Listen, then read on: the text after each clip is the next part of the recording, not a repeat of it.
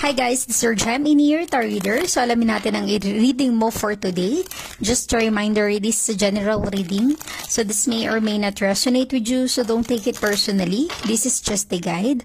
This is also a timeless reading, so kung panood mo ito sa ibang panahon at ibang pagkakataon, possible na nakatadhanang napanood mo ang reading na ito.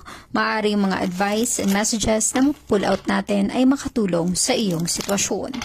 Also, please like, share, comment, and follow my page for more videos like this.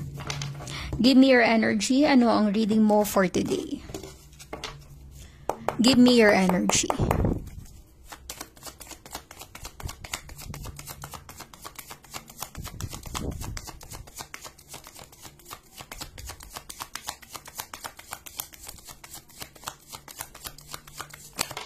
Okay.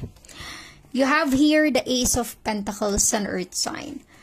Maaring ang energy mo ay Earth sign, Taurus, Virgo, and Capricorn, or posibleng connected ka with an Earth sign, Taurus, Virgo, and Capricorn. Posibleng may letter A sa pangalan mo or sa pangalan ng person na connected sa'yo.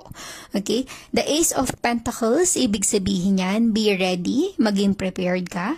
May paparating na blessing and opportunity sa buhay mo. Especially, particular ito sa pera. Okay?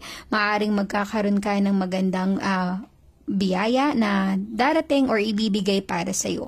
Mga pagkakataon na kumbaga dito ka magsisimula. Dito magsisimula ang lahat.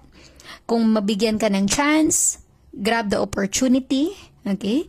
Huwag mong sayangin yung pagkakataon kasi nafe-feel ko sa energy ng Ace of Pentacles, napakabihirang dumating ito sa buhay natin. So, do not miss the chance.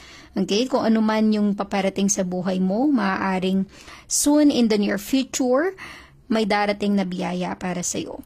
So, huwag maging tamad. Huwag ipagpabukas kung ito'y ibinigay sa'yo. Take the opportunity kasi baka maunahan ka pa ng iba. So, ganun yung energy nito. At nafe-feel ko na ito na yung simula ng pagbabago. Basta gagawa ka ng paraan para, alam mo yun, maging maganda yung outcome o resulta ng ibinigay na blessing or opportunity sa'yo. Kasi kung ito ay hahayaan mo lang at wala kang gagawin, hindi ito mag-grow. Kasi yung Ace of Pentacles, kumbaga, umpisa pa lang yan eh. So, kailangan mong mag-effort, magtiyaga, magsumikap, magpagtrabahuhan para ito ay mag-grow or lumago pa. Okay? Kung gusto mo ng may magandang patunguhan, yung mga opportunity or blessing na dumadating sa buhay mo, kailangan mo ring mag-take ng action about this.